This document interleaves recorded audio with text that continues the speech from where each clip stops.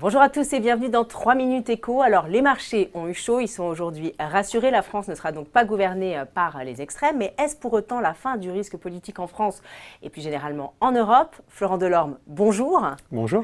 Alors vous êtes porte-parole de la gestion chez M&G Investment et vous avez 3 minutes, pas une minute de plus. D'ailleurs vous avez un petit chrono derrière vous pour vérifier ce temps. Alors on va démarrer tout de suite avec cette première question. Est-ce qu'avec la victoire d'Emmanuel Macron, la politique va enfin arrêter de parasiter les marchés? Est-ce que les marchés vont enfin pouvoir se concentrer à nouveau sur les fondamentaux économiques?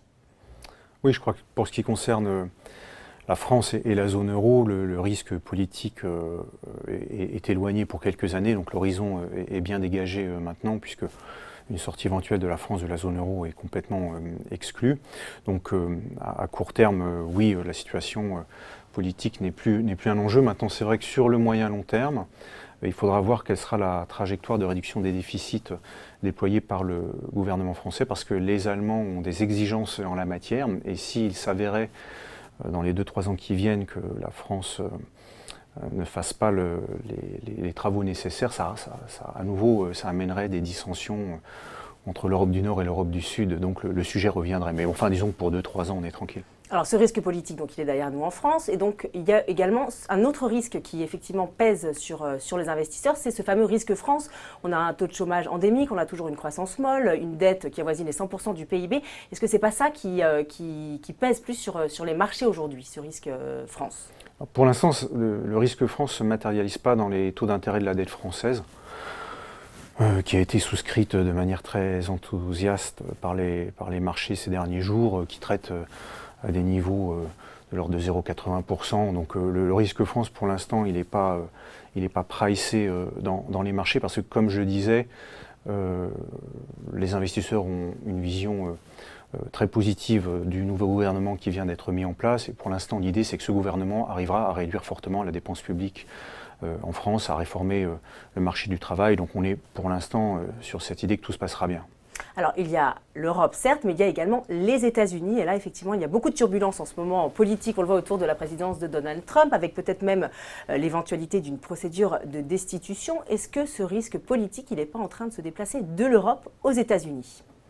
C'est vrai qu'il y a des turbulences de nature politique aux États-Unis. Peut-on parler de risque? C'est moins sûr, puisque, bon, c'est vrai que ces derniers jours, le marché se pose la question de savoir si, dans ce cadre instable, la mesure phare du programme de Donald Trump, à savoir la réduction de la fiscalité sur les entreprises, va pouvoir être déployée. Et il faut rappeler que la hausse des marchés ces derniers mois s'est faite sur cette thématique-là.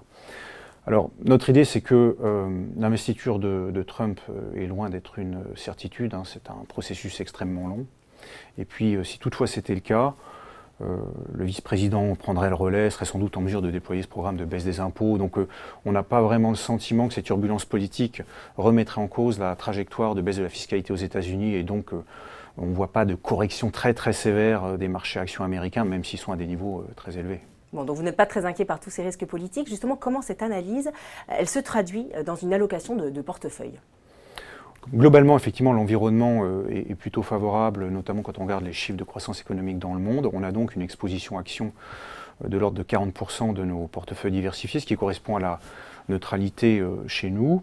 Et c'est vrai que quand on regarde les valorisations, on se porte davantage sur les marchés des actions européennes, qui sont plus attractifs que le marché américain, qui est très très cher. Et donc, on a même une position vendeuse sur le marché actions aux États-Unis.